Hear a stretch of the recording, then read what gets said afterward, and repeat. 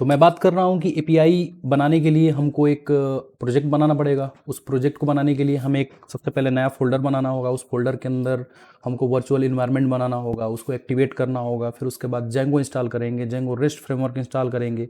फिर उसके बाद इंस्टॉल्ड ऐप में अपने ऐप को इंस्टॉल करेंगे, बताएंगे कि यह ऐप इस प्रोजेक्ट के लिए है। तो चलिए वन बाय वन स्टेप आगे देखते हैं। तो हमारा पहला स्टेप क्या है कि सबसे पहले एक नया फ़ोल्डर बनाओ। ठीक है, कोई बात नहीं, मैं फ़ोल्डर बनाने के लिए रेडी हूँ। मैं ई वाले फ़ोल्डर में आता हूँ। मैं थोड़ा सा छोटा कर लेता हूँ इसको यहाँ से, ताकि और आसानी से दिखा पाऊँ मैं आप लोगों को। अब मैं यहाँ पे आऊँगा, ई फ़ोल्डर में आएंगे। ई फ़ोल्डर के अंदर एक नया फ़ोल्डर बनाएंगे। इस फ़ोल्डर का हम लोग नाम दे देते हैं स्टूडेंट DRF। DRF का मतलब जेंगो रेस्ट फ्रेमवर्क प्रोजेक्ट। ठीक है, अब इस फोल्डर को हम लोग ओपन करेंगे। इस फोल्डर को ओपन करने के बाद हमने क्या करना है, दूसरा स्टेप, एक नया वर्चुअल इन्वायरमेंट बनाना है। तो आप वर्चुअल इन्वायरमेंट कहीं भी बना सकते हैं। मैं चाहता हूं कि यहीं पे मेरा इसी प्रोजेक्ट के अंदर हमारा नया वर्चुअल इन्वायरमेंट बने। तो यहाँ पे हम लोग क्या करेंगे, CMD ओपन कर लेंगे। कमांड प्रॉम्प्ट से डायरेक्ट इसी फोल्डर के अंदर हम लोग आ जाएंगे।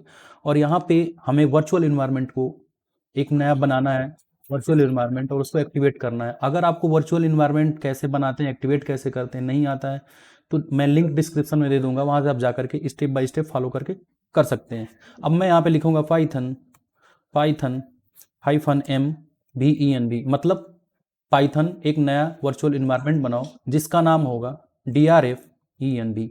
ठीक है, DRFVENV। ठीक है, मैं इंटर कर दूंगा। आप देखेंगे कुछ समय के बाद इस वाले फोल्डर में स्टूडेंट DRF प्रोजेक्ट, जो कि एम्प्टी फोल्डर बना था, इसके अंदर DRFVENV नाम का एक फोल्डर बन गया। अब इसके अंदर हमें जाना है, DRFVENV में जाना है। तो हम लिखेंगे CD DRFVENV। इसके अंदर हम लोग आएंगे, यहाँ पे हमको स्क्रिप्ट्स के अंदर आना है और स्क्रिप्ट के बाद एक्टिवेट करना है। तो हमें कहाँ जाना है, CD स्क्रिप्ट्स। उसके बाद क्या करना है, एक्टिवेट बटन दबा देना है। जैसे एक्टिवेट नाम की एक बैच फाइल को हम लोग एक्टिवेट करेंगे, तो क्या होगा यहाँ पे कि जो DRFVENV नाम का हमारा वर्चुअल इन्वायरमेंट का मेन फोल्डर बना था, ये पहले नंबर पे दिखना शुरू हो जाएगा। मतलब कि हमारी वर्चुअल इन्वायरमेंट एक्टिवेट हो गई। अब अगला हमें क्या प्रोसेस करना है, अगला प्रोसेस हमें करना है, हमने तीसरे तक कर लिया एक्टिवेट योर वर्चुअल इन्वायरमेंट। अब हमें क्या करना है, पिप इंस्टॉल जेंगो। तो अब हम कहाँ करेंगे इंस्टॉल जेंगो को, अपने प्रोजेक्ट लेवल पे करेंगे। हमारा प्रोजेक्ट का लेवल क्या है, जेंगो रेस्ट DRF है। तो हम यहाँ पे लिखेंगे pip install Django is equal to 4.2। 4.2 install हो जाएगा यहाँ पे जेंगो इंस्टॉल होने के बाद आप देखेंगे सक्सेसफुली का मैसेज आएगा कि क्या क्या इंस्टॉल हो गया। अभी सक्सेसफुली इंस्टॉल हो गया। एक ये पैकेज इंस्टॉल हुआ, एक जेंगो इंस्टॉल हुआ, जेंगो फ्रेमवर्क, और उसके साथ ये 2-3 चीज़ें और भी इंस्टॉल हुई है बाय डिफ़ॉल्ट, कोई बात नहीं। अब हम यहाँ पे क्या इंस्टॉल करेंगे, पिप इंस्टॉल जेंगो रेस्ट फ्रेमवर्क, जो कि ये कमांड है। हम यहाँ पे लिखेंगे pip install Django rest framework. दोस्तों इतना ध्यान रहे, दोनों के बीच में स्पेस नहीं होना चाहिए। जेंगो रेस्ट फ्रेमवर्क एक ही वर्ड है। ठीक है, अब सक्सेसफुली इंस्टॉल हो गया जेंगो रेस्ट फ्रेमवर्क का ये वाला वर्जन। ठीक, अब हमने क्या करना है कि अब नया प्रोजेक्ट बनाना है, जिस प्रोजेक्ट का हम नाम देंगे स्टूडेंट प्रोज। ठीक है, अब हम यहाँ पे लिखेंगे Django DJANGO Django admin start project, और अपने प्रोजेक्ट का नाम, मैं अपने प्रोजेक्ट का नाम दे देता हूँ स्टूडेंट प्रोज, और एक डाट लगा देंगे। तो स्टूडेंट प्रोजेक्ट के अंदर ही हमारी सारी फाइलें बनेंगी, ना कि स्टूडेंट प्रोजेक्ट के अंदर एक और स्टूडेंट प्रोजेक्ट बनता, उसके अंदर हमारी पाइथन की फाइलें आती। अगर हम ये डाट ना लगाते, तो डाट लगाने का मतलब उसी डायरेक्टरी में सब कुछ बनाओ। तो आप देख सकते हैं यहाँ पे स्टूडेंट प्रोजेक्ट के अंदर स्टूडेंट प्रोजेक्ट बन गया, DRF प्रोजेक्ट के अंदर स्टूडेंट प्रोजेक्ट। अब हम एक नया ऐप बनाएंगे, उसकी भी कमांड यूज़ कर लेते हैं हम लोग, पाइथन manage.py स्टार्ट ऐप, और अपने ऐप का नाम तो हम यहाँ पे लिखेंगे पाइथन manage.py स्टार्ट ऐप। मेरे ऐप का नाम मैं लिख देता हूँ स्टूडेंट हाइफन ऐप, मतलब एक नया ऐप बन गया यहाँ पे।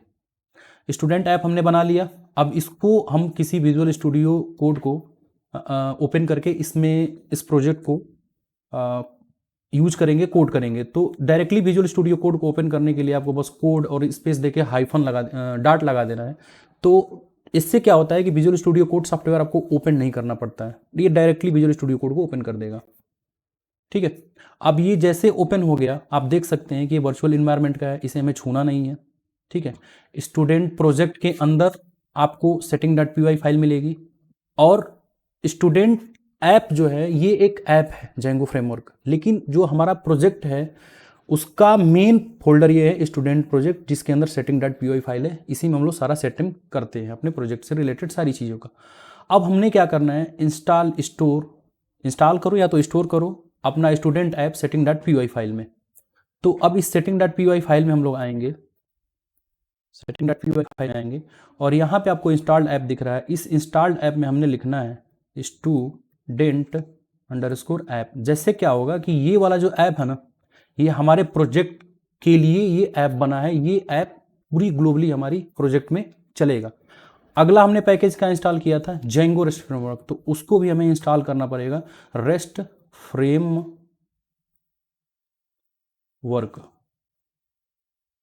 ठीक। अब हमने अगला स्टेप क्या करना है, अगला स्टेप हमें करना है कि पाइथन main.py रन सर्वर करके देख लेते हैं क्या सब सैपली सब कुछ चल रहा है कि नहीं। अगर सब कुछ चल रहा होगा तो प्रोजेक्ट की हमारी सेटअप हो गया। मैं लिखूंगा पाइथन main.py रन सर्वर करते हैं, देखते हैं दोस्तों इस URL को हमें मिला है। इस URL को हमें कुछ नहीं करना है, कॉपी करना है।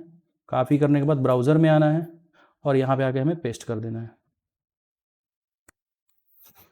मतलब जेंगो इंस्टॉल, मतलब ये वर्क सक्सेसफुली कर रहा है और कंग्रेचुलेसन का मैसेज भी दे रहा है।